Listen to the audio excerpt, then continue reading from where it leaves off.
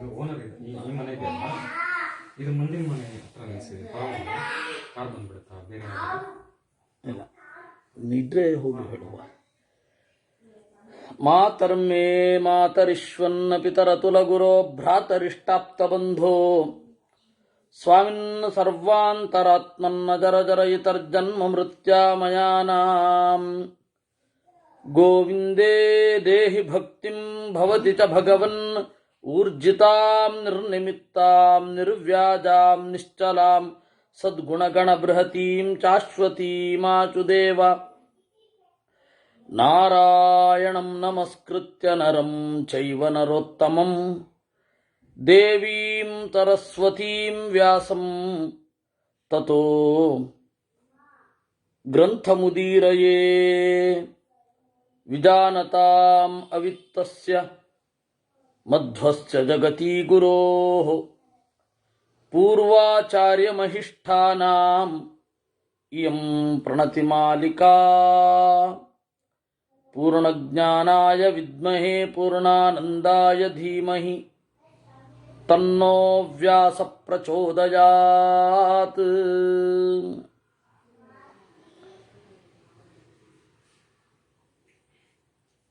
ನಾವು ಸುಮಾರು 144ನೆಯ ಅಧ್ಯಾಯದಲ್ಲಿ ಇದ್ವಿ.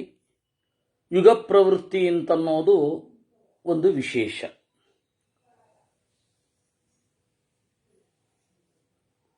ಕೃತಯುಗ ಹೇಗೆ ಕಳೆಯಿತು ಅಂತ ಹೇಳಿ 143ನೆಯ ಅಧ್ಯಾಯದಲ್ಲಿ ನಿರೂಪಣೆ ಮಾಡಿದ್ರು. ಈಗ ದ್ವಾಪರ ಯುಗ ಹೇಗೆ ಬರುತ್ತೆ, ದ್ವಾಪರ ಯುಗದ ಮುಖ್ಯಾಂಶಗಳೇನು ಅಂತ ಹೇಳಿ ಹೇಳುತ್ತಾ ಇದ್ದಾರೆ. ವಿಶೇಷತಃ ಇಲ್ಲಿ ಈ ಮತ್ಸ್ಯಪುರಾಣದಲ್ಲಿ ವಿಶಿಷ್ಟವಾದ ಅಂಶಗಳನ್ನು ಅವರು ಕವರ್ ಮಾಡಿದ್ದಾರೆ. ಸಾಮಾನ್ಯವಾಗಿ ಕೃತ, ತ್ರೇತ, ದ್ವಾಪರ ಬೇರೆ ರೀತಿ ಕವರ್ ಮಾಡಿದ್ದಾರೆ. ಮಹಾಭಾರತದಲ್ಲೇ ಆಗಲಿ, ಆಮೇಲೆ ಭಾಗವತದಲ್ಲೇ ಆಗಲಿ, ವಿಷ್ಣು ಪುರಾಣದಲ್ಲೇ ಆಗಲಿ ಸ್ವಲ್ಪ ಭಿನ್ನ. ಅಲ್ಲಿ ಎಲ್ಲ ಕಲಿಯುಗದ ಸಮಸ್ಯೆಗಳ ಬಗೆಗೆ ಹೆಚ್ಚು ಬೆಳಕು ಚೆಲ್ಲಿದ್ದಾರೆ. ಆದರೆ ಮತ್ಸ್ಯಪುರಾಣದಲ್ಲಿ ಕ್ರಮವಾಗಿ ಯಾವ ಯಾವ ಯುಗಗಳ ಎತ್ತರ ಏನು ಏನು ಅಂತ ಹೇಳಿ ನಿರೂಪಣೆ ಮಾಡಿದ್ದಾರೆ. ಅತ ಊರ್ಧ್ವಂ ಪ್ರವಕ್ಷ್ಯಾಮಿ ದ್ವಾಪರಸ್ಯ ವಿಧಿಂ ಪುನಃ. ಇನ್ನು ಮೇಲೆ ದ್ವಾಪರ ಯುಗದ ಬಗೆಗೆ ನಾನು ಹೇಳ್ತೇನೆ. ತ್ರೇತಾಯುಗ ಕಳೆದ ಮೇಲೆ ದ್ವಾಪರ ಯುಗ ಮುಂದುವರಿಯಿತು. ದ್ವಾಪರಾದೌ ಪ್ರಜಾನಾಂತು ಸಿದ್ಧಿಸ್ತ್ರೇತಾಯುಗೇತು ಯಾ. ದ್ವಾಪರದ ಆದಿಯಲ್ಲಿ ಪ್ರಜೆಗಳಿಗೆ ಏನು ಸಿದ್ಧಿ ಇತ್ತು ಅದು ಕಡಿಮೆ ಆಗತ್ತೆ. ಆ ಸಿದ್ಧಿ ಯಾವಾಗ ಇತ್ತು? ತ್ರೇತಾಯುಗದಲ್ಲಿ ಇತ್ತು.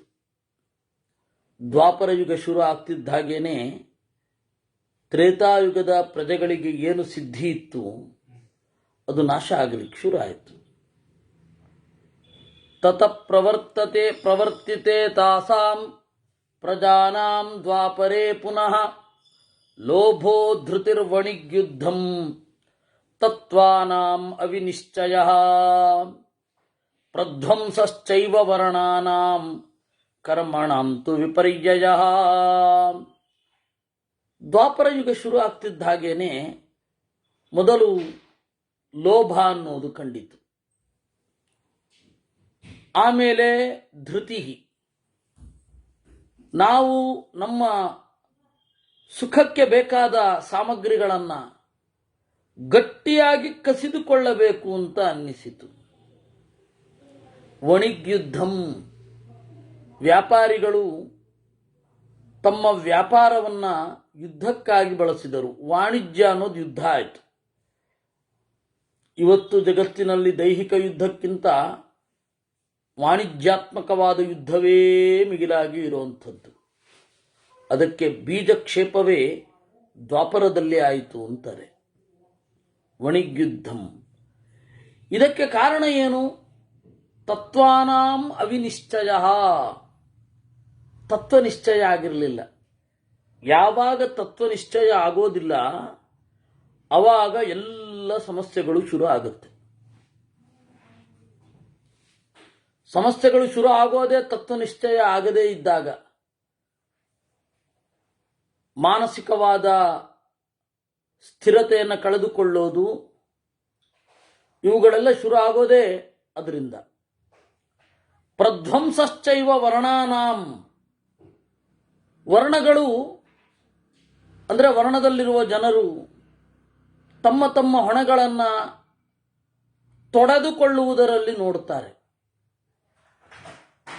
ಕರ್ಮಣಾಂತು ವಿಪರ್ಯಯ, ಕರ್ಮಗಳು ಕಲಸು ಮೇಲೋಗರ ಆಗುತ್ತೆ. ಯಾತ್ರಾವಧ ಪರೋದಂಡೋ ಮಾನೋ ದರ್ಪೋ ಕ್ಷಮಾ ಬಲಂ ತಥಾ ರಜಸ್ತಮೋ ಭೂಯಃ ಪ್ರವೃತ್ತೆ ದ್ವಾಪರೇ ಪುನಃ. ಇನ್ನು ಯಾತ್ರ, ದಿಗ್ವಿಜಯಕ್ಕಾಗಿ ಇನ್ನೊಬ್ಬರನ್ನು ಆಕ್ರಮಿಸುವುದು, ಬೇರೆ ದೇಶಗಳಿಗೆ ಗುಳೆ ಹೋಗುವುದು, ಇದರ ಬೀಜಕ್ಷೇಪವು ದ್ವಾಪರದಲ್ಲಿಯೇ ಆಗುವುದು. ಇನ್ನು ವಧ, ನಾಶ ಮಾಡುವುದು, ಪರೋದಂಡ, ಉತ್ಕಟವಾದ ಶಿಕ್ಷೆ, ಮಾನಹ, ವಿಪರೀತವಾದ ಹಮ್ಮು, ದರ್ಪ, ಅಸಹನೆ, ಕ್ಷಮೆ ಅನ್ನೋದಿಲ್ಲ ಆಗತ್ತೆ. ಬಲದ ಮೇಲೆ ಹೆಚ್ಚು ಒತ್ತು, ನನಗೆ ಈ ಪವರ್ ಇದೆ, ನಾನು ಈ ಬಲವನ್ನ ಬಳಸಿ ಇವನನ್ನ ಹತ್ತಿಕ್ಕಬೇಕು ಅಂತ ಹೇಳಿ ರಾಜರಿಗೆ, ವ್ಯಾಪಾರಿಗಳಿಗೆ ನನಗೆ ಹಣದ ಬಲ ಇದೆ, ರಾಜರನ್ನ ಮಣಿಸ್ತೇನೆ ಅಂತ ಹೇಳಿ ಇವುಗಳೆಲ್ಲ ಶುರು ಆಗುತ್ತೆ. ತಥಾ ರಜಸ್ತಮೋ ಭೂಯಃ ಪ್ರವೃತ್ತೆ ದ್ವಾಪರೇ ಪುನಃ.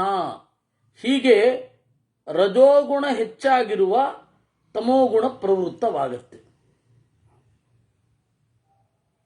ಆದ್ಯೇ ಕೃತೇನಾಧರ್ಮೋಸ್ತಿ ಸತ್ರೇತಾಯಾಂ ಪ್ರವರ್ತಿತಃ.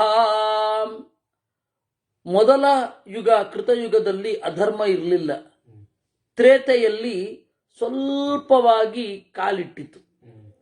ದ್ವಾಪರೇ ವ್ಯಾಕುಲೋ ಭೂತ್ವಾ ಪ್ರಣಶ್ಯತಿ ಕಲೌ ಪ್ರಜಾ. ದ್ವಾಪರದಲ್ಲಿ 50-50 ಆಗಿ, ಕಲಿಯುಗದಲ್ಲಿ ಮಿಗಿಲಾಗಿ ವಿಜೃಂಭಿಸುತ್ತದೆ.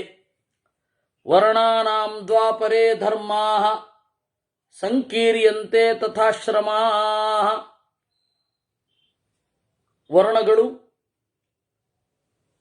ವರ್ಣಗಳ ಧರ್ಮ ದ್ವಾಪರದಲ್ಲಿ ಕಲಸು ಮೇಲೋಗರ ಆಗತ್ತೆ. ಆಶ್ರಮಗಳು ಸಂಕೀರ್ಣವಾಗ್ತದೆ. ದ್ವೈಧಮುತ್ಪದ್ಯತೆ ಚೈವ ಯುಗೇ ತಸ್ಮಿನ್ ಶ್ರುತಿ ಸ್ಮೃತೌ. ಆ ಯುಗದಲ್ಲಿ ಶ್ರುತಿ ಹಾಗೂ ಸ್ಮೃತಿ ಎರಡೂ ಕೂಡ ಬೇರೆ ಬೇರೆ ದಾರಿಯನ್ನು ತುಳಿಯುತ್ತವೆ. ವೇದ ಏನು ಹೇಳಿದೆ ಅದಕ್ಕೂ, ಪೌರುಷೇಯವಾದ ಸ್ಮೃತಿ ಅದಕ್ಕೂ ಸಣ್ಣದಾದ ಒಂದು ವಿರೋಧ ಬಿಡತ್ತೆ. ದ್ವಿಧಾ ಶ್ರುತಿ ಸ್ಮೃತಿಶ್ಚೈವ ನಿಶ್ಚಯೋ ನಾಧಿಗಮ್ಯತೆ. ಸ್ಮೃತಿ ಮತ್ತೆ ಶ್ರುತಿ ಇದೆರಡಕ್ಕೂ ಕೂಡ ನಿಶ್ಚಯ ಆಗೋದಿಲ್ಲ. ಯಾವುದು ಪ್ರಮಾಣ? ಪ್ರತ್ಯಕ್ಷ ಉಪನತವಾದ್ದರಿಂದ ಸ್ಮೃತಿ ಪ್ರಮಾಣವೋ, ಅಪೌರುಷೇಯವಾದ್ದರಿಂದ ವೇದ ಪ್ರಮಾಣವೋ ಅಂತ ಹೇಳಿ ಗೊಂದಲ ಶುರು ಆಗುತ್ತೆ. ಅನಿಶ್ಚಯಾವಗಮನಾತ್ ಧರ್ಮತತ್ವಂ ನ ವಿದ್ಯತೆ. ಅನಿಶ್ಚಯಾವಗಮನಾತ್, ಯಾವಾಗ ಈ ನಿಶ್ಚಯ ಇಲ್ಲವಾಗತ್ತೆ ಅವಾಗ ತತ್ವ ನಿಶ್ಚಯ ಆಗೋದಿಲ್ಲ. ಧರ್ಮತತ್ವ ಇಲ್ಲ ಅಲ್ಲಿ. ಧರ್ಮ ತತ್ವೇ ಹ್ಯ ವಿಜ್ಞಾತೆ ಮತಿಭೇದಸ್ತು ಜಾಯತೆ. ಯಾವಾಗ ಧರ್ಮದ ಬಗೆಗಿನ ತತ್ವ ಇಲ್ಲವಾಗುತ್ತೋ ಆಗ ಮತಿಭೇದಸ್ತು ಜಾಯತೆ, ಅಭಿಪ್ರಾಯ ಭೇದಗಳು ಶುರು ಆಗತ್ತೆ. ಪರಸ್ಪರಂ ವಿಭಿನ್ನಾಸ್ತೆ ದೃಷ್ಟೀನಾಂ ವಿಭ್ರಮೇಣ ತು. ದೃಷ್ಟೀನಾಂ ವಿಭ್ರಮೇಣ, ದೃಷ್ಟಿಗಳು ಭಿನ್ನವಾಗಿದ್ದರಿಂದ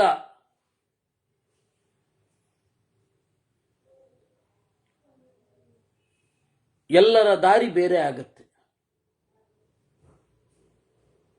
ಅಥೋ ದೃಷ್ಟಿ ವಿಭಿನ್ನೈಸ್ತೈ ಕೃತಮತ್ಯಾಕುಲಂ ತ್ವಿದಂ. ಆ ಭಿನ್ನ ಭಿನ್ನವಾದ ದಾರಿಗಳು ಕಲಿಯುಗದಲ್ಲಿ ಉತ್ಕಟವಾಗಿ ಮುಂದೆ ನಡೆಯುತ್ತೆ.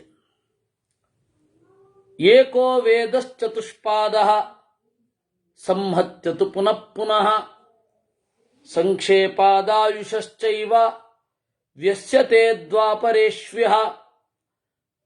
ಕೃತಯುಗದಲ್ಲಿ ತ್ರೇತಾಯುಗದಲ್ಲಿ ನಮಗೆ ವೇದ ಅನ್ನೋದು ಪೂರ್ಣವಾಗಿ ಉಪಲಬ್ಧಿ ಇರುತ್ತೆ. ಯಾವಾಗ ದ್ವಾಪರ ಯುಗ ಬರುತ್ತೆ ಜನರ ಬುದ್ಧಿ ಕಡಿಮೆ ಆಗತ್ತೆ. ವೇದ ಶಾಖೆಗಳಾಗಿ ವಿಭಕ್ತವಾಗತ್ತೆ. ವೇದೈಶ್ಚೈಕಶ್ಚತುರ್ಧಾತು ವ್ಯಸ್ಯತೆ ದ್ವಾಪರಾದಿಷು. ಮೊದಲು ಒಂದೇ ವೇದ, ಅಷ್ಟು ವಿಭಾಗ ಆಗೋದು ದ್ವಾಪರದಲ್ಲೇ. ಹೌದು. ಕೃತಯುಗದಲ್ಲಿ ಒಂದೇ ವೇದ, ತ್ರೇತಾಯುಗದಲ್ಲಿ ಒಂದೇ ವೇದ. ವೇದ 4 ಒಟ್ಟಾರೆಯಾಗಿ ಇರುತ್ತೆ. ಅದನ್ನು ಮೂಲವೇದ ಅಂತ ಕರಿತಾ ಇದ್ರು ಅಂತ ಮಧ್ವಾಚಾರ್ಯರು ಅಥರ್ವಣ ಭಾಷ್ಯದಲ್ಲಿ ಹೇಳುತ್ತಾರೆ. ಮಧ್ವರು ಏನು ಅಥರ್ವಣ ಭಾಷ್ಯದಲ್ಲಿ ವಿದ್ಯೆಯ ಇತಿಹಾಸ ಅಂತ ಹೇಳುತ್ತಾರೆ, ಅದನ್ನು ನಾವು ಇಲ್ಲಿ ಕಾಣುತ್ತೇವೆ.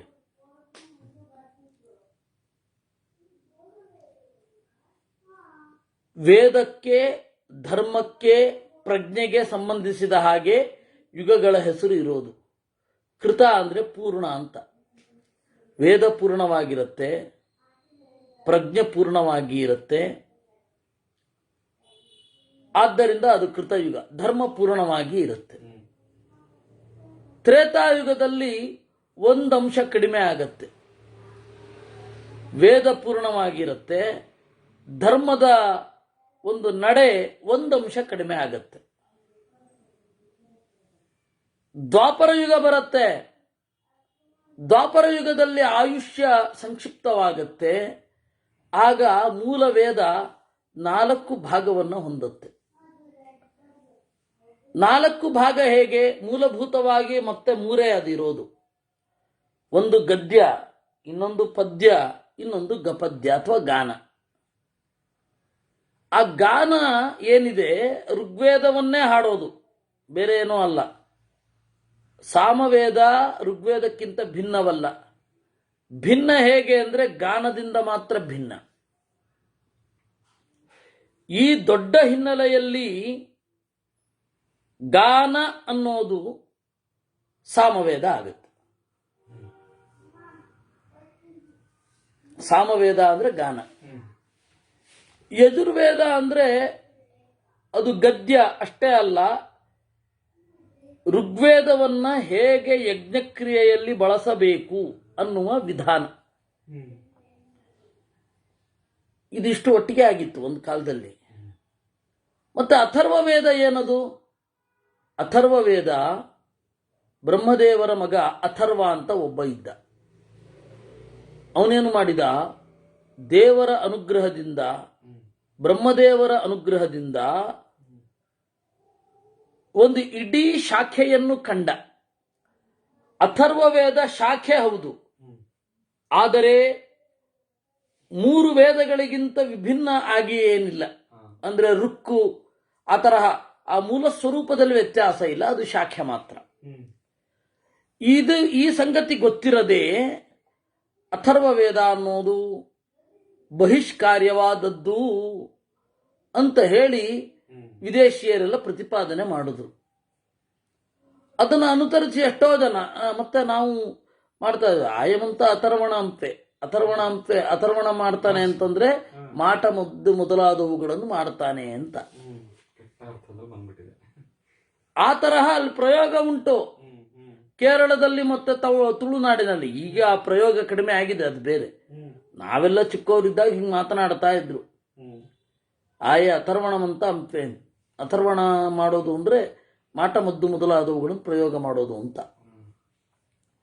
ಈ ದೊಡ್ಡ ಹಿನ್ನೆಲೆಯಲ್ಲಿ ಏನಾಗಿದೆ, ಅಥರ್ವ ವೇದ ಅನ್ನೋದು ಬಹಿಷ್ಕಾರ್ಯ ಅಂತ. ಹಾಗಲ್ಲ, ಅದು ಅಥರ್ವ ಅನ್ನೋದು ಪ್ರತ್ಯೇಕ ಶಾಖೆ ಅಷ್ಟೇ. ಏಕೋ ವೇದಶ್ಚತುಷ್ಪಾದ ಸಂಹೃತ್ಯತು ಪುನಃ ಪುನಃ. ಅದನ್ನ ಒಂದೇ ವೇದವನ್ನ 4 ಭಾಗಗಳನ್ನಾಗಿ ಮಾಡಿದ್ದು ವ್ಯಾಸ. ವ್ಯಾಸ ಅಂದ್ರೆ ಬಿಡಿಸುವುದು ಅಂತ ಅರ್ಥ. ಋಷಿಪುತ್ರೇ ಪುನರ್ವೇದಾ ಭಿದ್ಯಂತೆ ದೃಷ್ಟಿ ವಿಭ್ರಮೈ. ಇನ್ನು ಋಷಿಗಳ ಮಕ್ಕಳು ಅವರು ಕೂಡ ವೇದವನ್ನು ವಿಭಾಗ ಮಾಡ್ತಾರೆ. ವೇದ ವಿಭಾಗ ಮಾಡೋದು ಅಂದ್ರೇನು? ಆ ಋಕ್ಕುಗಳನ್ನ, ಆ ಸಾಮವನ್ನ ಇಷ್ಟು ಸಾಕು ಅಂತ ಹೇಳಿ ಮಿತಿಗೊಳಿಸೋದೇನಿದೆ ಅದನ್ನ ವೇದ ವಿಭಾಗ ಅಂತಾರೆ. ಆದ್ದರಿಂದಾಗಿ ಕಠ ಅಂತಾರೆ. ಕಠ ಅಂತ ಒಬ್ಬ ಋಷಿ, ಅವನು ರೂಪಿಸಿದ ಶಾಖೆ ಕಾಠಕ. ಕಲಾಪ ಅಂತ ಒಬ್ಬ ಋಷಿ. ಆ ಕಲಾಪಕ ಇಷ್ಟು ಸಾಕು ಅಂತ ಮಿತಿ ಮಾಡಿದ ಋಕ್ಕುಗಳ ಸಮೂಹವನ್ನ ಕಾಲಾಪಕ ಅಂತ ಕರೀತಾರೆ. ಕಠ, ಕಾಲಾಪಕ, ಹೀಗೆ. ಇನ್ನು ಪೈಂಗಿ ಅಂದ್ರೆ ಹಾಗೆ. ಅದರಿಂದಾಗಿ ವ್ಯತ್ಯಾಸಗಳಿದೆ ಇವೆಲ್ಲ. ಋಷಿಪುತ್ರೈ ಪುನರ್ವೇದಾ. ಏನು? ಹೌದು ಹೌದು ಹೌದು, ಪಿಂಗ ಅಂತ. ಪಿಂಗ ಅಂತಂದ್ರೆ ಬೂದು ಬಣ್ಣದವ ಅಂತ. ಬೂದ ಅವನು ಕಂಡುಹಿಡಿದದ್ದು ಪೈಂಗಿ, ಅಥವಾ ಅವನು ರೂಪಿಸಿದ ಶಾಖೆ. ಋಷಿಪುತ್ರೈ ಪುನರ್ವೇದಾ ಭಿದ್ಯಂತೆ ದೃಷ್ಟಿ ವಿಭ್ರಮೈ. ಬೇರೆ ಬೇರೆ ತರಹದ ದೃಷ್ಟಿಗಳಿಂದ ಅವರು ಒಂದು ಶಾಖೆಯನ್ನು ಕಟ್ಟಿಕೊಟ್ಟಿರ್ತಾರೆ. ತೇತು ಬ್ರಾಹ್ಮಣ ವಿನ್ಯಾಸೈ ಸ್ವರಕ್ರಮ ವಿಪರ್ಯಯೈ ಸಂಹೃತಾರುಗ್ಯಜುಸ್ಸಾಮ್ನಾಂ ಸಂಹಿತಾಸ್ತೈರ್ಮಹರ್ಷಿಭಿ. ಈ ಎಲ್ಲ ವೇದಗಳು ಕೂಡ ಬ್ರಾಹ್ಮಣಗಳಿಂದ ಭಿನ್ನ ಆಗತ್ತೆ. ಬ್ರಾಹ್ಮಣ ಅಂದ್ರೆ ವೇದದ ವ್ಯಾಖ್ಯಾನ ಅಂತ. ಅದು ವೇದವೇ ಮಾಡಿದೆ. ವೇದದ ವ್ಯಾಖ್ಯಾನವನ್ನು ವೇದವೇ ಮಾಡಿದೆ. ಆ ವ್ಯಾಖ್ಯಾನದ ಭಾಗವನ್ನು ಬ್ರಾಹ್ಮಣ ಅಂತ ಕರೀತಾರೆ. ಸ್ವರಕ್ರಮ ವಿಪರ್ಯಯೈ, ಬೇರೆ ಬೇರೆ ತರನಾದ ಸ್ವರ ಇರುತ್ತೆ. ಕೆಲವೊಮ್ಮೆ ಕ್ರಮ ವಿಪರ್ಯಯ. 2 ಬೇರೆ ಬೇರೆ ವೇದಗಳಿಗೆ 2 ತರನಾದ ಕ್ರಮ ಇರುತ್ತೆ. ಸಂಹೃತಾರುಗ್ಯಜುಸ್ಸಾಮ್ನಾಂ ಸಂಹಿತಾಸ್ತೈರ್ಮಹರ್ಷಿಭಿ. ಹೀಗೆ ಋಕ್, ಯಜುಸ್ಸು ಮತ್ತೆ ಸಾಮ ಇವುಗಳ ಸಂಹಿತೆಯನ್ನ ಋಷಿಗಳೆಲ್ಲ ಮಾಡಿಟ್ಟಿದ್ದಾರೆ. ಸಾಮಾನ್ಯಾದ್ವೈಕೃತಾಚ್ಚೈವ ದೃಷ್ಟಿ ಭಿನ್ನೈ ಕ್ವಚಿತ್ ಕ್ವಚಿತ್. ಕೆಲವೊಂದು ಕಡೆ ಈ ಎಲ್ಲ ಮಂತ್ರಗಳಲ್ಲಿ ಸಮಾನವಾದ, ಈ ಎಲ್ಲ ಸಂಹಿತೆಗಳಲ್ಲಿ ಸಮಾನವಾದ ಮಂತ್ರ ಇರುತ್ತೆ. ಉದಾಹರಣೆಗೆ ಋಗ್ವೇದದಲ್ಲಿ ಪುರುಷ ಸೂಕ್ತ ಇದೆ. ಅದೇ ಪುರುಷ ಸೂಕ್ತ ಯಜುರ್ವೇದದಲ್ಲಿಯೂ ಇದೆ, ಸಾಮದಲ್ಲಿಯೂ ಇದೆ, ಅಥರ್ವದಲ್ಲಿಯೂ ಇದೆ. ಮನ್ಯು ಸೂಕ್ತ ಋಗ್ವೇದದಲ್ಲಿದೆ, ಯಜುರ್ವೇದದಲ್ಲಿಲ್ಲ. ಸಾಮದಲ್ಲಿ ಹಾಡ್ತಾರೆ. ಅದೇ ಅಥರ್ವ ವೇದದಲ್ಲಿ ಸೇನಾ ನಿಯೋಜನ ಸೂಕ್ತ ಅಂತ. ಸೇನೆಯನ್ನ ನಿಯೋಜನ ಮಾಡಲಿಕ್ಕೆ ಹುರಿದುಂಬಿಸುವ ಒಂದು ಸೂಕ್ತ. ಒಂದು ರೀತಿ ಮೋಟಿವೇಶನಲ್ ಸಾಂಗ್ ಅಂತ ಅನ್ಬಹುದು. ದೇವರು ನಮ್ಮ ಪಾಲಿಗಿದ್ದಾನೆ ಓ ವೀರರೇ ಬನ್ನಿ ಯುದ್ಧ ಮಾಡೋಣ ಅಂತ ಹೇಳಿ. ಅದರಿಂದಾಗಿ ಈ ತರಹದ ವ್ಯತ್ಯಾಸ ಇರುತ್ತೆ, ಸಾಮಾನ್ಯವೂ ಇರುತ್ತೆ. ದ್ವಾಪರೇಶು ಪ್ರವರ್ತಂತೆ ಭಿನ್ನಾರ್ಥೈಸ್ತೈ ಸ್ವದರ್ಶನೈ ಬ್ರಾಹ್ಮಣಂ ಕಲ್ಪಸೂತ್ರಾಣಿ ಭಾಷ್ಯ ವಿದ್ಯಾಸ್ತಥೈವ ಚ. ಕಲ್ಪಸೂತ್ರಗಳು ಬೇರೆ ಬೇರೆಯಾಗಿ ಇರುತ್ತೆ. ಕಲ್ಪಸೂತ್ರ 4 ತರಹ ಅಂತ ನೋಡಿದ್ದೇವೆ. ಮೊದಲನೆಯದ್ದು ಧರ್ಮಸೂತ್ರ, ಸಾಮಾನ್ಯವಾಗಿ ಹೇಗಿರಬೇಕು ಅಂತ ಹೇಳುತ್ತೆ. ಎರಡನೆಯದ್ದು ಗೃಹ್ಯ ಸೂತ್ರ. ಗೃಹ ಅಂದರೆ ಹೆಂಡತಿ, ಹೆಂಡತಿ ಬಂದಾಗ ಅವಳಿಗೆ ಸಂಬಂಧಪಟ್ಟ ಸೂತ್ರ ಗೃಹ್ಯ ಸೂತ್ರ ಅಂತ. ಅಂದರೆ ಮದುವೆ ಮಾಡಿಕೊಳ್ಳಬೇಕಾದ್ರೆ ಏನು, ನಾಮಕರಣ ಆಗಬೇಕಾದ್ರೆ ಏನು, ಆಮೇಲೆ ಉಪನಿಷ್ಕ್ರಮಣ, ಆಮೇಲೆ ಜಾತಕರ್ಮ, ಇವುಗಳೆಲ್ಲ ಇರುತ್ತೆ. ಆ ಮಂತ್ರಗಳನ್ನೆಲ್ಲ ಯಾವ ಮಂತ್ರಗಳನ್ನು ಬಳಸಬೇಕು, ಏನು ಕ್ರಿಯೆ ಮಾಡಬೇಕು ಅಂತ ಹೇಳುವಂಥದ್ದು ಗೃಹ್ಯ ಸೂತ್ರ. ಇದಾದ ಮೇಲೆ ಶ್ರೌತ ಯಜ್ಞ ಕ್ರಿಯೆಯನ್ನು ಹೇಳುವಂಥದ್ದು ಶ್ರೌತ ಸೂತ್ರ. ಇದಾದ ಮೇಲೆ ವೇದಿ ಪರಿಮಾಣವನ್ನು ಹೇಳುವಂಥದ್ದು ಶುಲ್ಬ ಸೂತ್ರ. ಇದು ಚೇಂಜ್ ಆಗ್ತಾ ಹೋಗ್ತಾ ಇರುತ್ತೆ. ಮಧ್ವಾಚಾರ್ಯರು ಆಶ್ವಲಾಯನ ಶ್ರೌತ ಸೂತ್ರವನ್ನ ಉಲ್ಲೇಖಿಸಿದ್ದಾರೆ ಖಂಡಾರ್ಥ ನಿರ್ಣಯದಲ್ಲಿ. ಬ್ರಾಹ್ಮಣಂ ಕಲ್ಪಸೂತ್ರಾಣಿ ಭಾಷ್ಯ ವಿದ್ಯಾಸ್ತಥೈವ ಚ ಅನ್ಯೇತು ಪ್ರಸ್ಥಿತಾಸ್ತಾನ್ವೈ ಕೇಚಿತ್ತಾನ್ ಪ್ರತ್ಯವಸ್ಥಿತಾ. ಕೆಲವು ಒಂದು ಶಾಖೆಗೆ ಅನುಗುಣವಾಗಿ ಇದೆ, ಕೆಲವು ಈ ಶಾಖೆ ಬೇಡ, ಈಗ ಔಟ್ಡೇಟೆಡ್ ಆಗಿದೆ ಅಂತ ಹೇಳ್ತವೆ. ಉದಾಹರಣೆಗೆ ತೈತ್ತಿರೀಯ ಬ್ರಾಹ್ಮಣ ಮತ್ತೆ ಶತಪಥ ಬ್ರಾಹ್ಮಣ. ತೈತ್ತಿರೀಯ ಬ್ರಾಹ್ಮಣ ಹೇಳಿದ ರೀತಿಯಲ್ಲಿ ಈ ತರಹ ಕ್ರಿಯೆಯನ್ನ ಮಾಡಬೇಡಿ ಅಂತ ಹೇಳಿ ಶತಪಥ ಬ್ರಾಹ್ಮಣ ಹೇಳುತ್ತೆ. ಈ ಹಿನ್ನೆಲೆಯಲ್ಲಿ ಇದೆರಡೂ ಇದೆ. ದ್ವಾಪರೇಶು ಪ್ರವರ್ತಂತೆ ಭಿನ್ನಾರ್ಥೈಸ್ತೈ ಸ್ವದರ್ಶನೈ ಏಕಮಾಧ್ವರ್ಯವಂ ಪೂರ್ವಂ ಆಸೀದ್ವೈಧಂತು ತತ್ಪುನಃ. ಒಂದು ಕಾಲದಲ್ಲಿ 4 ವೇದಗಳಿಗೆ ಸೇರಿ ಯಜುರ್ವೇದದ ಪುರೋಹಿತರೇ ಎಲ್ಲ ಕೆಲಸವನ್ನು ಮಾಡ್ತಾ ಇದ್ರು. ಆಧ್ವರ್ಯವ ನೋಡಿ, ಅಧ್ವರ ಅಂದ್ರೆ ಸರಿಯಾದ ದಾರಿಯಲ್ಲಿರುವ ಯಜ್ಞ ಅಂತ. ಅಧ್ವರ್ಯು ಅಂದ್ರೆ ಆ ಯಜ್ಞವನ್ನು ಮುನ್ನಡೆಸುವವ ಅಂತ.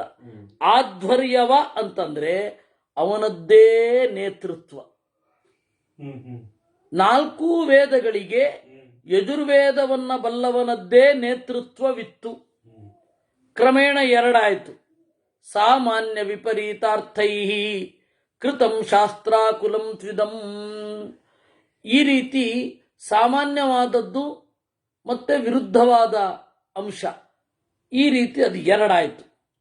ಆಧ್ವರ್ಯವಂಚ ಪ್ರಸ್ಥಾನೈ ಬಹುಧಾ ವ್ಯಾಕುಲೀಕೃತಂ. ಆ ಯಜುರ್ವೇದವು ಕೂಡ ಬೇರೆ ಬೇರೆ ರೀತಿಯಲ್ಲಿ ಒಡೆದುಕೊಂಡಿತು. ತಥೈವಾಥರ್ವಣಾಂ ಸಾಮ್ನಾಂ ವಿಕಲ್ಪೈ ಸ್ವಸ್ಯ ಸಂಶಯೈ. ಹಾಗೆಯೇ ಅಥರ್ವವೇದದ ಸಾಮವೇದದ ವಿಕಲ್ಪಗಳೂ ಆದವು.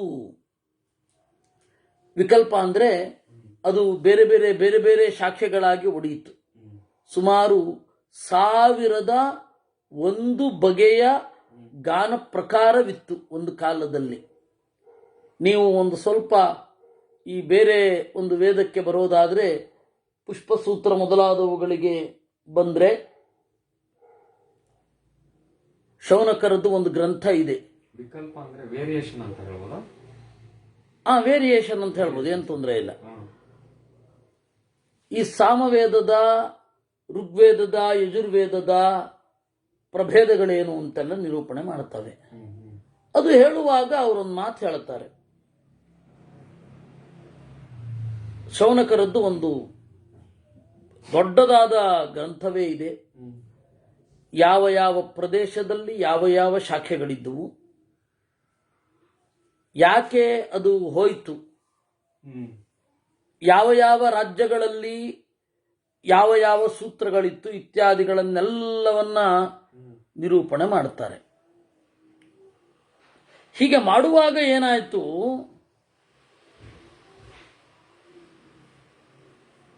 ಅದರಲ್ಲಿ ಅವರು ಹೇಳ್ತಾರೆ 1001 ಶಾಖೆಗಳಿದ್ವು ಸಾಮವೇದದಲ್ಲಿ. ಅದನ್ನ ಅನಧ್ಯಾಯದಲ್ಲಿಯೂ ಕೂಡ ಅಭ್ಯಾಸ ಮಾಡ್ತಾ ಇದ್ರಂತೆ. ನೆನಪಿಟ್ಕೊಳ್ಳಿ, ಏನ್ ಮಾಡ್ತಾ ಇದ್ರು? ಅನಧ್ಯಾಯದಲ್ಲಿಯೂ ಬಲಾತ್ಕಾರವಾಗಿ ಅಭ್ಯಾಸ ಮಾಡ್ತಾ ಇದ್ರು. ಆಗ ಇಂದ್ರ ಶಾಪ ಕೊಟ್ಟನಂತೆ, ಇದೆಲ್ಲವೂ ನಾಶವಾಗಲಿ ಅಂತ. ಇಂದ್ರ ಶಾಪ ಕೊಟ್ಟ ಅನ್ನೋದು ಪ್ರಾಯ ಒಂದು ರೂಪಕ ಇರಬೇಕು. ಇಂದ್ರ ಅಂದ್ರೆ ಮನೋಭಿಮಾನಿ, ಮನಸ್ಸು ಒಂದು ಸ್ವಲ್ಪ ರೆಸ್ಟ್ ಕೊಡಬೇಕು. ನಿರಂತರ ಓದ್ತೇನೆ ಅಂತ ಹೇಳಿ ಕೂಡಬಾರದು. ನಿರಂತರ ಓದಲಿಕ್ಕೆ ಮಾನುಷ ಪ್ರಜ್ಞೆಗೆ ಅದು ಸಾಧ್ಯ ಆಗೋದಿಲ್ಲ. ಎಷ್ಟೇ ಆಗಲಿ ಮನುಷ್ಯ ಪ್ರಜ್ಞೆಯೇ, ಕಾಲಪಕ್ವತೆ ಅನ್ನೋದು ಬೇಕೇ ಆಗತ್ತೆ. ವಿಷಯ ಮೊದಲೇ ಅದನ್ನೆಲ್ಲವನ್ನ ಗಬಗಬ ಅಂತ ಬಾಯಿಗೆ ಹಾಕೊಂಡಿರಬಹುದು. ಜೀರ್ಣ ಆಗಿ ನಿಧಾನವಾಗಿ ಅದು ಬಲವಾಗಿ ಪರಿಣಮಿಸೋದಕ್ಕೆ ಕಾಲ ಬೇಕೇ ಬೇಕು ಅಲ್ವಾ? ಹಾಗೆ ಕಾಲಪಕ್ವತೆ ಬೇಕು ಅಧ್ಯಯನಕ್ಕೆ. ಅದಕ್ಕೆ ನಾವೊಂದು ಕಾಲ ರೆಸ್ಟ್ ಕೊಡಬೇಕು, ಯಾವುದೋ ಒಂದು ಟೈಮಲ್ಲಿ ರೆಸ್ಟ್ ಕೊಡಬೇಕು. ಆ ರೆಸ್ಟೇ ಕೊಡದಂತೆ ಓದ್ತಾ ಇರ್ತೇನೆ ಅಂತ ಹೋಗ್ಬಾರದು. ಒಂದು ಸ್ವಲ್ಪ ಉಪಕರ್ಮ ಮತ್ತೆ ಉತ್ಸರ್ಜನದ್ದು ಅದೇ ಉದ್ದೇಶ. ಉತ್ಸರ್ಜನ ಅಂದ್ರೆ ಬಿಡೋದು, ಉಪಕರ್ಮ ಅಂದ್ರೆ ಸ್ವೀಕಾರ ಮಾಡೋದು. ವೇದವನ್ನ ಬಿಡಬೇಕು, ಸ್ವಲ್ಪ ರೆಸ್ಟ್ ಕೊಡಬೇಕು ಅಂತ ಹೇಳಿ ಅದರದ್ದೆಲ್ಲ ಇರುತ್ತೆ. ಆದ್ದರಿಂದಾಗಿ ಏನಾಯ್ತು,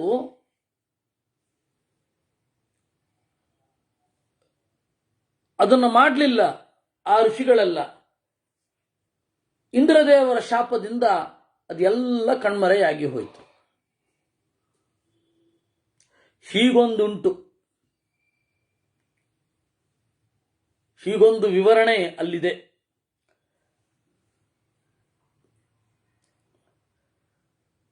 ಈ ಹಿನ್ನೆಲೆಯಲ್ಲಿ ವ್ಯಾಕುಲೋ ದ್ವಾಪರೇಶು ಅರ್ಥ ಕ್ರಿಯತೆ ಭಿನ್ನ ದರ್ಶನೈ. ಕಡೆಗೆ ದ್ವಾಪರ ಯುಗಕ್ಕೆ ಬಂದಾಗ ವೇದಕ್ಕೆ ಬೇರೆ ಬೇರೆ ಅರ್ಥ ಮಾಡಲಿಕ್ಕೆ ಶುರು ಮಾಡಿದ್ರು. ವ್ಯಾಕುಲ ಕಣ್ಮರೆಯಾಯಿತು. ತೇಷಾಂ ವಿಪರ್ಯಯೋತ್ಪನ್ನ ಭವಂತಿ ದ್ವಾಪರೇ ಸನ್ನಿವೃತ್ತೇತೆ ವೇದ ನಶ್ಯಂತಿ ವೈಕಲವು. ಆಮೇಲೆ ಕಲಿಯುಗಕ್ಕೆ ಬಂದಾಗ ಪೂರ್ತಿ ವೇದನಾಶ ಆಗತ್ತೆ. ದೇವರನ್ನು ತಲುಪುವ ಶಬ್ದವೆಂಬ ಕೊಂಡಿ ಕಣ್ಮರೆಯಾಗತ್ತೆ. ಮಿಸ್ಸಿಂಗ್ ಲಿಂಕ್ ನಿಜವಾಗಿಯೂ ಇದು. ಮಿಸ್ಸಿಂಗ್ ಲಿಂಕ್ ಅಂತಂದ್ರೆ ಯಾವುದೋ ಒಂದು ಸ್ಕೆಲಿಟನ್ ಸಿಕ್ಕಿತು, ಅಲ್ಲಿಂದ ಮುಂದೆ ಬಂದ್ರೆ ಇದು ಯಾವುದು ಸಿಗಲಿಲ್ಲ ಅಂತನ್ನೋದನ್ನ ವಿಕಾಸವಾದಿಗಳು ಮಿಸ್ಸಿಂಗ್ ಲಿಂಕ್ ಅಂತಾರೆ. ಡಾರ್ವಿನ್ ಥಿಯರಿಯನ್ನು ಚಿಂತನೆ ಮಾಡುವವರು ಇಲ್ಲೊಂದು ಅವಶೇಷ ಸಿಕ್ಕಿದೆ, ಸ್ಪೀಶೀಸು, ಅದು ಊಹೆ, ಅದು ಅಲ್ಲಿಂದ ಹಿಡಿದು ಇಲ್ಲಿವರೆಗೂ ಏನಾಯ್ತು ಅಂತ ಅನ್ನೋದು ನಮ್ಗೆ ಗೊತ್ತಾಗ್ಲಿಲ್ಲ ಅಂತ ಮಿಸ್ಸಿಂಗ್ ಲಿಂಕ್. ವಾಸ್ತವಿಕವಾಗಿ ಮಿಸ್ಸಿಂಗ್ ಲಿಂಕ್ ಇಲ್ಲಿರೋದು. ಯಾಕೆಂದ್ರೆ ದೇವರನ್ನ ತಿಳಿಸುವ ಅದ್ಭುತವಾದ ಶಬ್ದ ಮಿಸ್ ಆಯ್ತು.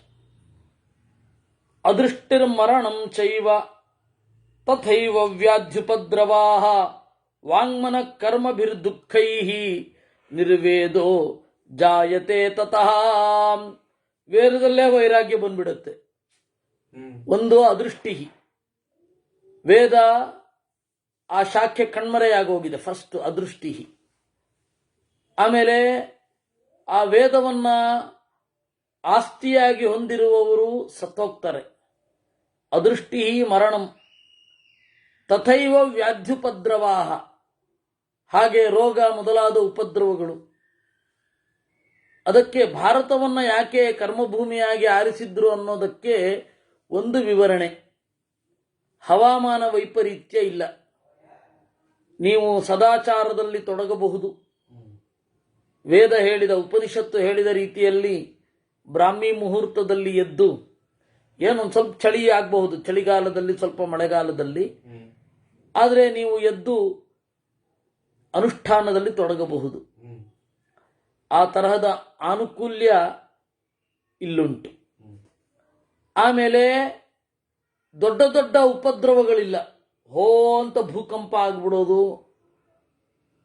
ಆಯ್ತಾ, ಬೆಳಗ್ಗೆ ಪೂರ್ತಿ ಬಿಸಿಲಲ್ಲಿ ಬೇಯೋದು, ಸಂಜೆ ಹೋ ಅಂತ ಮಳೆಯಲ್ಲಿ ತೋಯೋದು, ಈ ಎಕ್ಸ್ಟ್ರೀಮ್ ವೆದರ್ ಕಂಡೀಷನ್ಸ್ ಇಲ್ಲ. ಕೆಲವೊಂದು ದೇಶಗಳಲ್ಲಿ ಇದೆಯಂತೆ. ನನಗೆ ಆ ದೇಶಗಳ ಹೆಸರು ಈಗ ಪಕ್ಕ ನೆನಪಾಗ್ತಾ ಇಲ್ಲ. ಗೂಗಲ್ ಅಮ್ಮನನ್ನು ಕೇಳಿದ್ರೆ ಹೇಳ್ತಾಳೇನೋ. ಅದರಲ್ಲಿ ಎಕ್ಸ್ಟ್ರೀಮ್ ವೆದರ್ ಕಂಡೀಷನ್ಸ್, ಬೆಳಗ್ಗೆ ಬಿಸಿಲಲ್ಲಿ ಬೇಯೋದೆ, ಸಂಜೆ ಹೋ ಅಂತ ಮಳೆ, ಈ ತರಹ ಇದೆಯಂತೆ ಕೆಲವೊಂದು ಕಡೆ.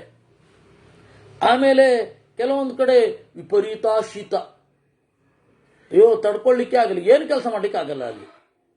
ಏನು ಸದಾಚಾರ ಮಾಡೋದು, ಏನ್ ಮಾಡೋದು ಇತ್ಯಾದಿಗಳೆಲ್ಲ ಇರುತ್ತೆ. ಅದಕ್ಕನುಗುಣವಾಗಿ ಆಹಾರ, ಅದಕ್ಕನುಗುಣವಾದ ವಿಹಾರ, ಅದಕ್ಕನುಗುಣವಾದ ಚಿಂತನೆ, ಅದಕ್ಕನುಗುಣವಾದ ಶಬ್ದೋಚ್ಚಾರ ಎಲ್ಲ ಅಲ್ಲಿರೋದ್ರಿಂದ ರೂಪುಗೊಳ್ಳುತ್ತೆ. ಯಾಕೆ ಅವರು ಅಸ್ಪಷ್ಟವಾಗಿ ಹೇಳ್ತಾರೆ ಅಂತಂದ್ರೆ ಅವರ ಇದು ಅನುಕೂಲ, ಅವರ ಚಳಿ ಮೊದಲಾದವುಗಳು ಅದನ್ನ ನಿರೂಪಣೆ ಮಾಡುತ್ತೆ. ಆ ಚಳಿಗೆ ಅನುಗುಣವಾಗಿ ಅವರು ಅಸ್ಪಷ್ಟವಾಗಿ ಉಚ್ಚಾರ ಮಾಡ್ತಾರೆ, ಪೂರ್ತಿ ಬಾಯಿ ತೆರೆದು ಹೇಳಲಿಕ್ಕಾಗಲ್ಲ ಇತ್ಯಾದಿಗಳು. ಅದರಿಂದಾಗಿ ವ್ಯಾಧಿ ಮೊದಲಾದ ಉಪದ್ರವಗಳು ವೇದವನ್ನ ಇಲ್ಲದಂತೆ ಮಾಡುತ್ತವೆ. ವಾಂಗ್ಮನ ಕರ್ಮಭಿರ್ ದುಃಖೈಹಿ, ಆಮೇಲೆ ಮಾತಿನ ದುಃಖ, ಮನಸ್ಸಿನ ದುಃಖ, ಕರ್ಮದ ದುಃಖ ಇವುಗಳೆಲ್ಲ ಆಗಿ ನಿರ್ವೇದೋ ಜಾಯತೆ ತತಃ. ನಿರ್ವೇದ, ವೇದ ಇಲ್ಲದೆ ಇರುವ ಪರಿಸ್ಥಿತಿ. ಈ ವೇದ ಇಲ್ಲದೆ ಇರುವ ಪರಿಸ್ಥಿತಿಯಿಂದ ನಿರ್ವೇದ ಜಾಯತೆ ತೇಚಾಂ ದುಃಖ ಮೋಕ್ಷ ವಿಚಾರಣ. ಆಮೇಲೆ ಅವರೇನ್ ಮಾಡ್ತಾರೆ, ದುಃಖವನ್ನ ಬಿಡುಗಡೆ ಆಗೋದು ಹೇಗೆ ಅಂತ, ದುಃಖದಿಂದ ಬಿಡುಗಡೆ ಆಗೋದ್ರ ಬಗ್ಗೆ ಯೋಚನೆ ಮಾಡ್ತಾರೆ. ಯಾಕೆಂದ್ರೆ ನಾವು ಈಗ ಏನೇನು ಥಿಯರಿ ಇಟ್ಕೊಂಡಿದ್ದೀವಿ, ಏನೇನು ಫಾಲ್ಸ್ ನೆರೇಟಿವ್ಸ್ ಅಂತ ಏನಿದೆ ಅದನ್ನ ಇದೆಲ್ಲ ಶಾಶ್ವತವಾ? ಇದೆಲ್ಲ ಹುಟ್ಟಿ ಸುಮಾರು 50 ವರ್ಷದ ಒಳಗಡೆ ಬಿದ್ದು ಹೋಗ್ತಾ ಇದೆ. ನಮ್ಮ ಗುರುಗಳ ಕಾಲದಲ್ಲಿ, ಪೇಜಾವರ ಸ್ವಾಮಿಗಳ ಕಾಲದಲ್ಲಿ ಏನು ನೆರೇಟಿವ್ಸ್ ಇತ್ತು, ಗಾಂಧಿಯನ್ ಥಿಯರಿ, ಅದಕ್ಕೆ ಎದುರೇ ಇರಲಿಲ್ಲ. ಕ್ರಮೇಣ ಅದರ ಮಿತಿಯು ತಿಳಿತಾ ಬಂತು. ಪ್ರಜಾಪ್ರಭುತ್ವ, ಅದರ ಸಮಸ್ಯೆಯೂ ತಿಳಿತಾ ಬಂತು. ಯಾವುದೇ ರಾಜಕೀಯದ ಥಿಯರಿ, ಅದರದ್ದು ಇತಿಮಿತಿಗಳು ನಿಧಾನವಾಗಿ ಗೊತ್ತಾಗ್ತಾ ಬಂತು. ಈ ರೀತಿ ಅದು ಮುಂದೆ ಹೋಗುತ್ತೆ. ವಾಂಗ್ಮನ ಕರ್ಮಭಿರ್ ದುಃಖೈಹಿ ವಿಚಾರಣಾಯಾಮ್ ವೈರಾಗ್ಯಂ, ವೈರಾಗ್ಯ ದೋಷ ದರ್ಶನಂ. ಆಗ ಈ ಮಿತಿ ಗೊತ್ತಾಗತ್ತೆ, ಅದೇ ವೈರಾಗ್ಯ. ವೈರಾಗ್ಯದಿಂದ ದೋಷ ದರ್ಶನ, ದೋಷ ದರ್ಶನದಿಂದ ಮತ್ತೆ ಜ್ಞಾನೋತ್ಪತ್ತಿ. ಇದು ಚಕ್ರ. ಅದೃಷ್ಟಿ, ವ್ಯಾಧ್ಯಾದ್ಯುಪದ್ರವ, ಮನೋವಾಕರ್ಮ ದುಃಖ ಇವುಗಳಿಂದ ವಿದ್ಯಾನಾಚ, ವಿದ್ಯಾನಾಚ ಆಗಿದ್ರಿಂದ ದುಃಖ, ದುಃಖದಿಂದ ನಿರ್ವೇದ, ನಿರ್ವೇದದಿಂದ ದುಃಖ ಮೋಕ್ಷ ವಿಚಾರಣ, ವಿಚಾರಣೆಯಿಂದ ವೈರಾಗ್ಯ, ವೈರಾಗ್ಯದಿಂದ ದೋಷ ದರ್ಶನ, ದೋಷ ದರ್ಶನದಿಂದ ಜ್ಞಾನೋತ್ಪತ್ತಿ. ತೇಷಾಂ ಮೇಧಾವಿನಾಂ ಪೂರ್ವಂ ಮರ್ತ್ಯೆ ಸ್ವಾಯಂಭುವೇಂತರೆ ಉತ್ಪತ್ಸ್ಯಂತೀಹ ಶಾಸ್ತ್ರಾಣಾಂ ದ್ವಾಪರೇ ಪರಿಪಂಥಿನಃ. ಈ ರೀತಿ ಸ್ವಯಂಭುವ ಮನ್ವಂತರದ ದ್ವಾಪರ ಯುಗದಲ್ಲಿ ಜ್ಞಾನದ ಪ್ರತಿಬಂಧಕಗಳು ಹೀಗೆಲ್ಲ ಹುಟ್ಟುತ್ತವೆ. ಅಲ್ಲ, ಇದು ಒಂದೇ ವೇದದ ಸಮಸ್ಯೆಯಿಂದಾಗಿ ಇಷ್ಟೆಲ್ಲ ಆಗತ್ತಾ? ಬೇರೆ ಶಾಸ್ತ್ರಗಳ ಸ್ಥಾನ ಏನು? ಗಂಭೀರ ಆಗೋಯ್ತಲ್ಲ ಇದ್ದಕ್ಕಿದ್ದಾಗೆ ಮತ್ಸ್ಯ ಪುರಾಣ. ಆಯುರ್ವೇದ ವಿಕಲ್ಪಾಶ್ಚ ಅಂಗಾನಾಂ ಜ್ಯೋತಿಷಸ್ಯ ಚ ಅರ್ಥಶಾಸ್ತ್ರ ವಿಕಲ್ಪಾಶ್ಚ ಹೇತುಶಾಸ್ತ್ರ ವಿಕಲ್ಪನಂ. ಇದಷ್ಟೇ ಅಲ್ಲದೆ ಆಯುರ್ವೇದ ವಿಕಲ್ಪಗಳಾಗತ್ತೆ. ಆಯುರ್ವೇದದಲ್ಲಿಯೇ ರೋಗ ಸ್ವರೂಪದ ಬಗೆಗೆ ಬೇರೆ ಬೇರೆ ಚಿಂತನೆಗಳುಂಟು.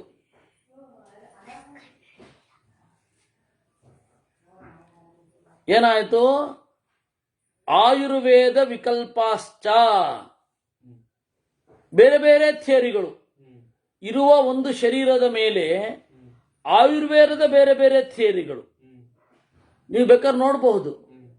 ಯಾವಾಗ ನೀವು ಉಣ್ಣಬೇಕು ಅಂತ ಒಂದು ತಗೊಂಡ್ರೆ ಹಸಿವಾದಾಗ ಉಣ್ಣಿ ಅದು ಎಷ್ಟೊತ್ತಾದ್ರೂ ಪರವಾಗಿಲ್ಲ ಅಂತ ಒಂದು. ಇಲ್ಲ ಅವತ್ತು ಬೇಕಾದ್ರೆ ಹಸಿವಾಗದೆ ಹೋದ್ರೆ ಈ ಸಮಯದಲ್ಲಿ ಮಾತ್ರ ಉಣ್ಣಿರಿ, ಆಮೇಲೆ ಬೇಕಾದ್ರೆ ನೀರು ಕುಡಿರಿ, ಮಲ್ಕೊಳ್ಳಿ ಅಂತ ಹೇಳಿ ಇನ್ನೊಂದು. ಅಲ್ಲಿಯೇ ಬಹಳ ವಿಕಲ್ಪಗಳು ಶುರು. ಊಟ ಆಗ್ತಿರ್ಬೇಕಾದ್ರೆ ನೀರು ತಗೊಳ್ಳಿ, ತೊಂದರೆ ಇಲ್ಲ ಅಂತ ಒಂದು.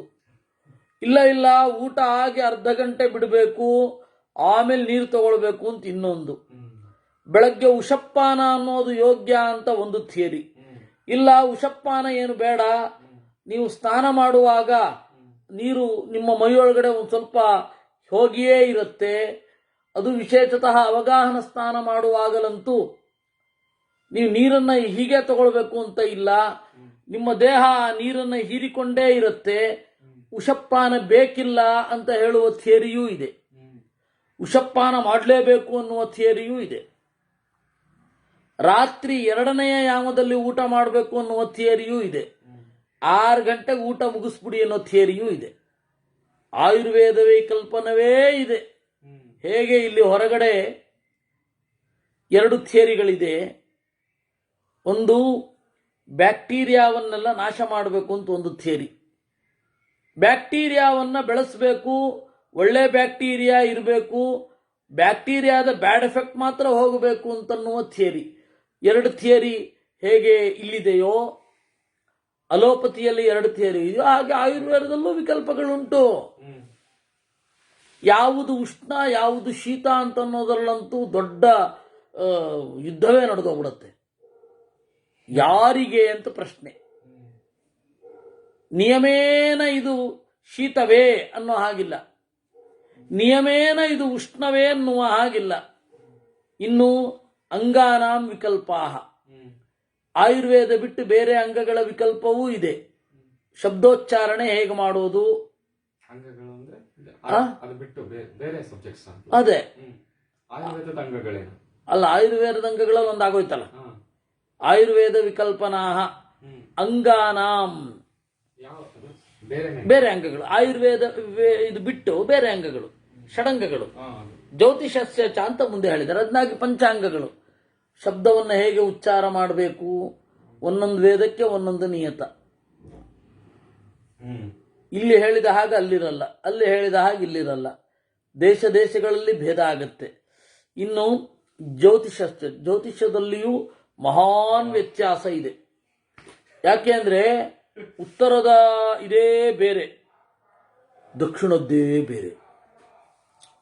ಉತ್ತರದ ಎಕ್ಸ್ಟ್ರೀಮು, ದಕ್ಷಿಣದ ಎಕ್ಸ್ಟ್ರೀಮು. ಅಯ್ಯೋ ರಾಮ ಅದು ಇವ್ರಿಗೆ 7.5 ಮುಖ್ಯ, ಉತ್ತರದವ್ರಿಗೆ ಹೋದ್ರೆ 7.5 ಅದೇನು ಅಂತ ಕೇಳ್ತಾರೆ ಅವರು. ಅವರು ನೋಡುವ ಕ್ರಮವೇ ಬೇರೆ, ಇವ್ರು ನೋಡುವ ಕ್ರಮವೇ ಬೇರೆ. ಉತ್ತರ ಹಾಗೂ ದಕ್ಷಿಣ, ಕಾಶಿಯ ಕಡೆಯ ಜ್ಯೋತಿಷದ ಪದ್ಧತಿಯೇ ಬೇರೆ, ಅವ್ರ ಗ್ರಹಗಳ ಗಣಿತವೇ ಬೇರೆ, ಗ್ರಹಗಳ ಚಿಂತನೆಯೇ ಬೇರೆ. ಅದರಿಂದಾಗಿ ಜ್ಯೋತಿಷದಲ್ಲಿಯೂ ಸಮಸ್ಯೆ ಉಂಟು.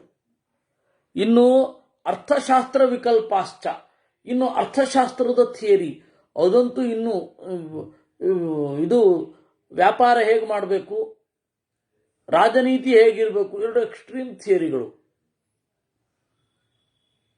2 ಎಕ್ಸ್ಟ್ರೀಮ್ ಥಿಯರಿ ಇರುತ್ತೆ. ಎಂತೆಂಥ ದೊಡ್ಡ ದೊಡ್ಡ ಥಿಯರಿಗಳು ಬಂದ್ಬಿಡ್ತು, ಎಂತೆಂಥ ಭೀಕರವಾದ ಥಿಯರಿ ಬಂತು. ಇವಾಗ ನಾವು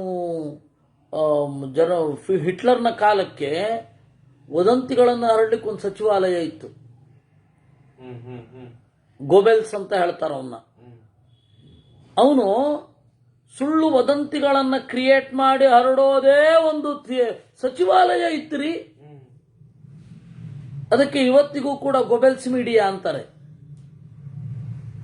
ಇವತ್ತಿಗೂ ಸುಳ್ಳನ್ನ 10 ಬಾರಿ ಹೇಳು ಸತ್ಯವಾಗುತ್ತದೆ ಅನ್ನುವ ಥಿಯರಿಯನ್ನು ಕಂಡುಹಿಡಿದಿದ್ದೆ ಆ ಗೋಬೆಲ್ಸ್ ಮಹಾನುಭಾವ ಗೂಬೆ. ಇದೆಲ್ಲ ಶುರು ಆಯಿತು. ಇನ್ನು ಹೇತುಶಾಸ್ತ್ರ ವಿಕಲ್ಪನಂ, ತರ್ಕಶಾಸ್ತ್ರಕ್ಕೆ ಬಂದ್ರೆ ನೀವು ಕಾಸ್ ಅಂಡ್ ಎಫೆಕ್ಟ್ ಈ ಲಾಜಿಕ್ಕಿನ ಥಿಯರಿಗೆ ಬಂದುಬಿಟ್ರೆ, ಅಯ್ಯೋ ವೆಸ್ಟರ್ನ್ ಥಿಯರಿ ಬೇರೆ, ಈಸ್ಟರ್ನ್ ಥಿಯರಿ ಬೇರೆ. ಅದರಲ್ಲಿಯೂ ನಿಮಗೆ ಗೊತ್ತಾ, ಬೌದ್ಧ ತರ್ಕ ಬೇರೆ ಉಂಟು, ಜೈನ ತರ್ಕ ಬೇರೆ ಉಂಟು, ವೈಶೇಷಿಕ ತರ್ಕ ಬೇರೆ, ಬ್ರಹ್ಮ ತರ್ಕ ಬೇರೆ. ರಾಮ ಹೋಗ್ತಾ ಇರತ್ತದು, ಕೊನೆನೇ ಇಲ್ಲ.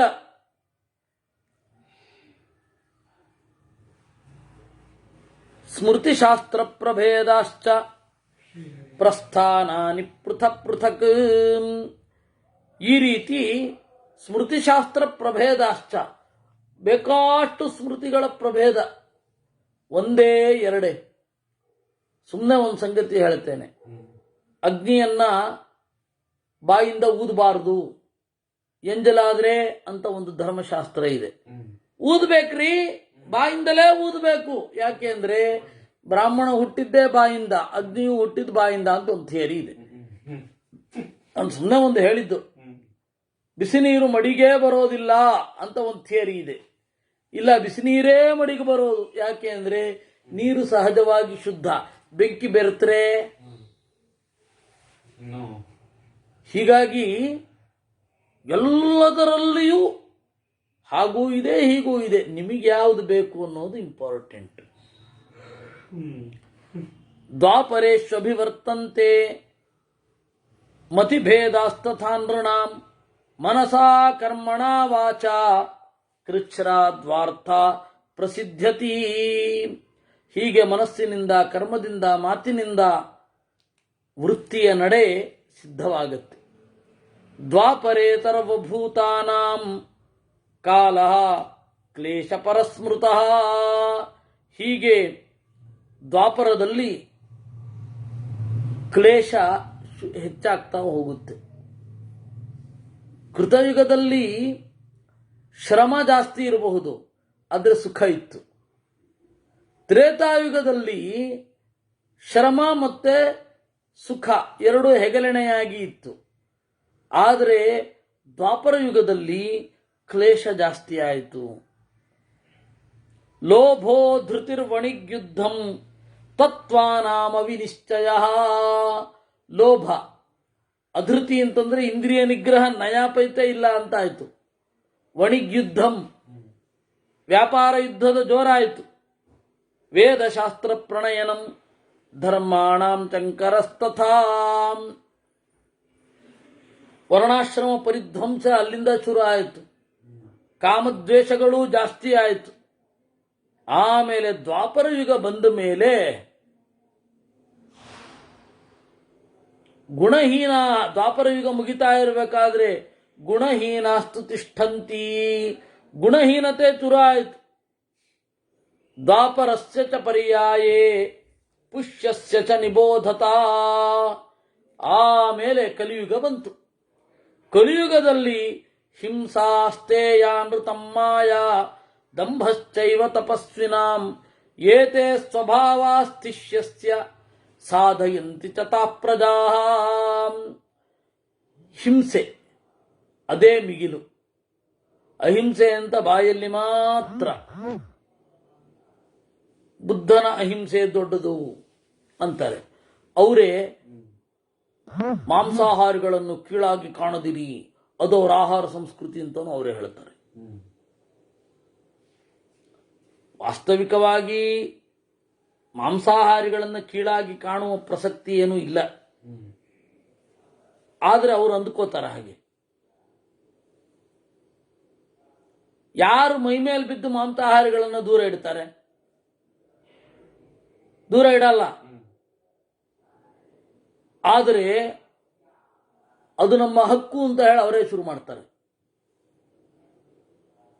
ಅದನ್ನು ವೈಭವೀಕರಿಸ್ತಾರೆ.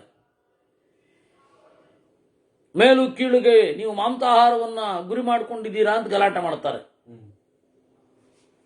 ಇದೆಲ್ಲ ಶುರು ಆಗತ್ತೆ ನೋಡಿ. ಆದ್ದರಿಂದ ಸ್ಥೇಯ ಕಳ್ಳತನ ಬೇರೆ ಬೇರೆ ರೀತಿಯಲ್ಲಿ, ಅನೃತಂ ಅಯಥಾರ್ಥ ಜ್ಞಾನ ಸುಳ್ಳು, ಇದ್ದದ್ದನ್ನ ತಿರುಚಿಯೇ ಹೇಳೋದು, ಆಮೇಲೆ ಮಾಯ ಮೋಸ, ದಂಭ ನಾನು ಅಲ್ಪ ಅಂತ ಗೊತ್ತಿದ್ದು ದೊಡ್ಡವ ಅಂತ ಬಿಂಬಿಸಿಕೊಳ್ಳೋದು, ಇದು ಸ್ವಭಾವ ಆಗಿ ಹೋಗುತ್ತೆ ಪ್ರಜೆಗಳದ್ದು. ಏಷ ಧರ್ಮ ಸ್ಮೃತ ಕೃತ್ಸನಃ ಧರ್ಮಶ್ಚ ಪರಿಹೀಯತೆ, ಸಮಗ್ರ ಧರ್ಮ ನಾಶ ಆಗತ್ತೆ. ಮನಸಾ ಕರ್ಮಣ ವಾಚ ವಾರ್ತಾ ಸಿದ್ಧ್ಯಂತಿ ಮಾನವ, ಕಲಿ ಪ್ರಮಾರಕೋ ರೋಗ ಸತತಂ ಚಾಪಿ ಕ್ಷುದ್ಭಯಂ. ಕಲಿ ಅಂತನ್ನೋನು ಒಂದು ರೋಗ ಆಗಿಬಿಡ್ತಾನೆ, ಪೂರ್ತಿಯಾಗಿ ಕ್ಷುದ್ಭಯ, ಹಸಿವಿನ ಭಯ ಎಲ್ಲರಿಗೂ, ಅನಾವೃಷ್ಟಿ ಭಯ, ದೇಶಗಳು ಉಲ್ಟಾ ಪಲ್ಟಾ ಆಗ್ತಾ ಇರುತ್ತೆ. ಅಂದ್ರೆ ಈ ದೇಶದ ಗುಣ ಆ ದೇಶಕ್ಕೆ ಬಡ್ಕೊಂಡ್ಬಿಡತ್ತೆ, ಆ ದೇಶದ ಗುಣ ಈ ದೇಶಕ್ಕೆ ಬಡ್ಕೊಳ್ಳುತ್ತೆ. ನ ಪ್ರಮಾಣೆ ಸ್ಥಿತಿರಿಹ್ಯಸ್ತಿ ತಿಶ್ಯೆ ಘೋರೇ ಯುಗೆ ಕಲವು. ಘೋರವಾದ ಯುಗದಲ್ಲಿ ಇದು ಹೀಗೆ ಅಂತ ಯಾವುದನ್ನು ಪ್ರಮಾಣೀಕರಿಸಿ ಹೇಳಲಿಕ್ಕಾಗಲ್ಲ. ಹೀಗೆ ಅಂತ ಹೇಳಿದ್ ಬೇರೆ ಉಲ್ಟಾಗೋಗುತ್ತೆ. ಗರ್ಭಸ್ಥೋ ಮ್ರಿಯತೆ ಕಶ್ಚಿತ್, ಹಿಂದಿನ ಯುಗದಲ್ಲಿ ಇರದ ಕೆಲವೊಂದು ಗರ್ಭದಲ್ಲಿದ್ದಾಗ ಸತ್ತು ಹೋಗೋದು, ಕೆಲವೊಬ್ಬರು ಯೌವನದಲ್ಲಿ ಸಾಯ್ತಾರೆ.